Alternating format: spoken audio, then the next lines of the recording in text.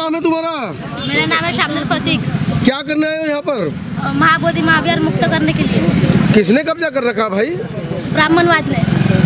ब्राह्मणवादी? कौन ब्राह्मणवादी हैं? इस देश में तो सभी नागरिक हैं, ना कोई ब्राह्मण है, ना कोई चमार है, ना कोई छूत है। नहीं, ब्राह्मणवादी ने हमारे इस पे कब्जा करके रखा है। वहाँ पे भगवान बुद्ध के सामने में शिवलिंग रखा है। हाँ। शिवलिंग नहीं मानते आप? नहीं। वो तो महादेव है। नहीं है। और महादेव है, देवता है वो। किसने देखा है? अरे वो हिंदू बोलते हैं, हम महादेव है हमारा। आपने देखा है? हमने तो सांप देखा, सांप गले में। किसके? महादेव के। कब देखा है? वो सांप जंगल में देखा ना, महादेव के गले में थोड़ी देखा। असली देखा? नकली क्या असली है? असली देखा, हम पकड़ के हाथ में देखा, अजगर ऐसे करता है पूरा। हमको भी चाहिए, हमको भी देखना है। चलो हाँ, तो मतलब अगर नहीं दिया तुमको मंदिर तो फिर क्या करोगे? नहीं, जब तक नहीं मिलेगा तब तक हम लड़ेंगे। हाँ, बहुत बढ़िया। चलिए।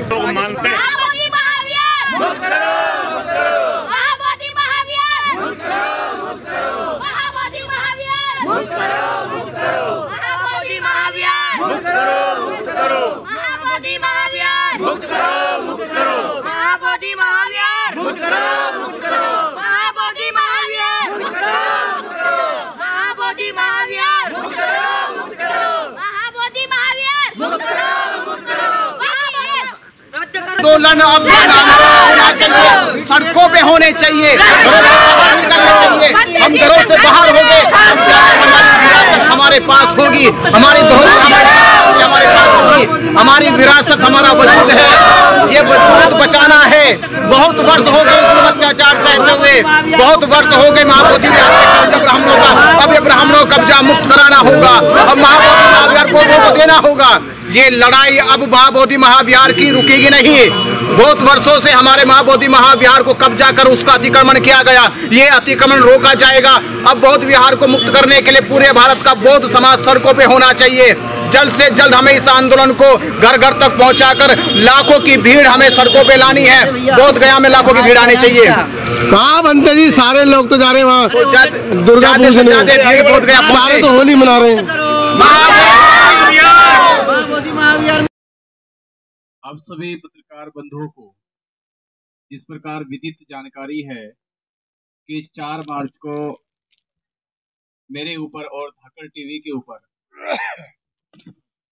मुकदमा दर्ज किया गया, और मुकदमा किन किन धाराओं में हुआ मैं वो भी बता रहा हूँ। वो धारा लगाई गई कि जो अपराध हमने किए भी नहीं है।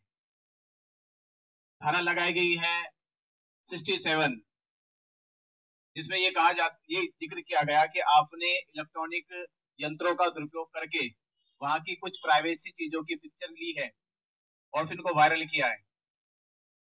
दूसरी धारा लगाई गई है 196, तीसरी धारा लगाई 298। तो ये वो धारा है जिसमें ये जिक्र होता है कि आपने धार्मिक भावना को किसी की ठेस पहुंचाई है, धार्मिक उन्माद फैलाया है। तो हम ये पूछना चाहते हैं कि वहाँ महाबोधि महाविहार में किसकी धार्मिक भावना आहत हुई है, कौन सा धार्मिक उन्माद फैला है? उल्टा हम लोग हो रहा है।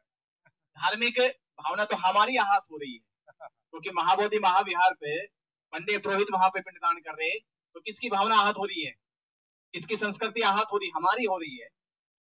तो हम पे झूठा आरोप लगाया गया, ये बेबुनियादी आरोप लगाया गया, और ये आरोप भी किसने लगाया? ये प्रशासन ने लगाया। अभी जमानत की हुई नहीं, हमने अपील कर रखी है, आज छुट्टी हो गई है। एफआईआर वही तो बता रहे कि एफआईआर भी केवल प्रशासन ने करी, सीओ ने अपनी तरफ से।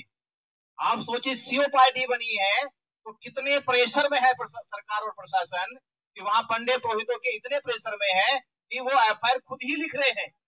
सीओ खुद ही एफआईआर लिख रहा है, या तो लोग जनता जाके उनसे एफआईआर लिखवाते हैं अपनी, वो खुद पीड़ित बन गए।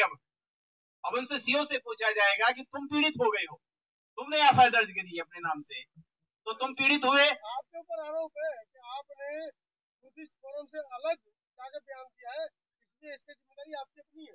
नहीं, बुद्धिस्ट फोरम के साथ हम सब लोग हैं, अलग कोई बयान नहीं है। धरना प्रदर्शन पूरे देश के सभी संगठनों को मिलकर चल रहा है।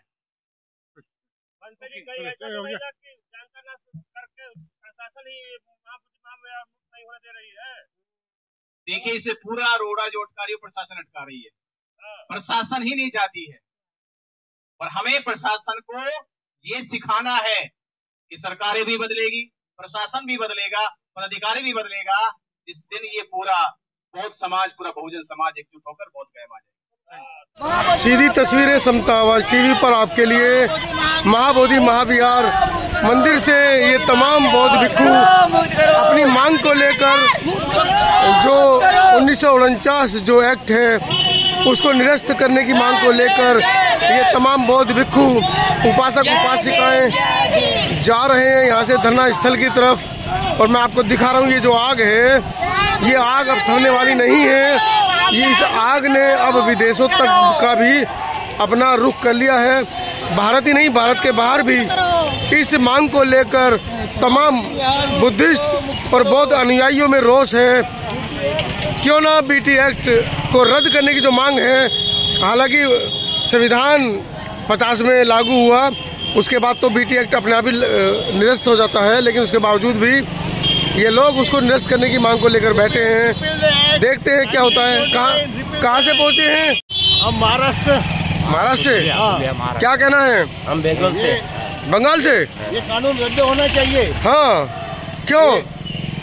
ये बिहार बुद्धिस्ट को अरे दो रोटी ब्राह्मण लोग खा लेगा आपके माध्यम से क्या जाता है? पूजा पाठ बुद्धिस्ट मंग से ही करना चाहिए। अभी वो जमाना गया। हाँ, उस टाइम वो पॉसिबल नहीं था, अभी पॉसिबल है। अभी पॉसिबल है कह रहे हैं। बंगाल एक इंडिया सेकुलर कंट्री है, हाँ। ठीक है ना। हर धर्म का अलग अलग तरीका होता है, वो जो तरीका में वो बढ़ेगा, ठीक है ना। बनते जी संघर्ष करो, बनते जी संघर्ष। ब्राह्मणों के लिए ब्राह्मणों का दूसरा मंदिर भी है।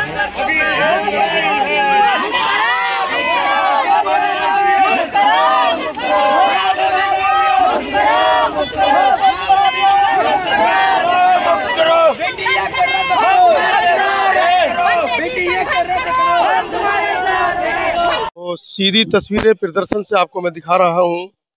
आज 32वां दिन है, हाथ में संविधान। उन सबको हर दिन कम से कम आप 2 घंटे फोन करिए, ज्यादा नहीं, 2 घंटे फोन करिए।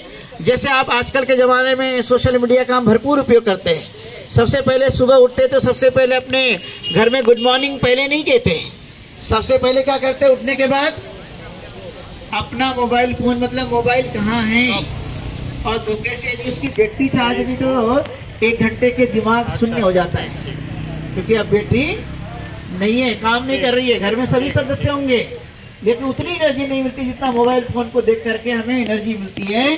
तो 1 घंटा निकाल करके अपने माता पिता, सगे संबंधी, भाई बहन, दूर दराज में जितने भी लोग रहते होंगे, देश विदेश में, सबको बोलिए। जो विदेश में रह रहे वो हमें डायरेक्ट यहाँ आकर के मदद नहीं कर सकते, तो उनको कहिए कि हमें यहाँ पर जो संसाधन लगते हैं उसके लिए हमें मदद दिलाइए। जो दूर दराज में हैं, जो आ सकते हैं, उनको फिजिकल आने के लिए यहाँ प्रमोट कीजिए। यदि ये प्रमोट किया गया तो ये आंदोलन धीरे धीरे धीरे धीरे मुझे लगता है बड़ा होकर ये हमारा जो उद्देश्य है उसको हासिल करने में कामयाबी मिलना शुरू हो जाएगा, क्योंकि इसकी बातें अब धीरे धीरे पूरे भारत में फैल चुकी है।